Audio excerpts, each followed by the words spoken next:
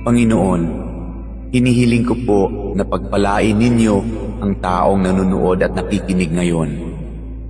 Pagkalooban niyo po siya ng mabuting kalusugan. Bigyang tugon ang kanyang mga panalangin ayon sa inyong kalooban. Loobin niyo po na magkaroon ng agarang solusyon ang problemang kanyang kinakaharap, lalo na ang problemang pinansyal at problema sa kanyang karelasyon at mga kaibigan.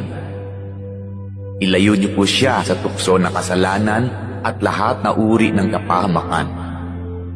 Panatilihin niyo po sa kanyang puso ang pagkakaroon ng malasakit at pagmamahal sa kapwa, katulad ng kanyang pagmamahal sa inyo na aming iisang Diyos.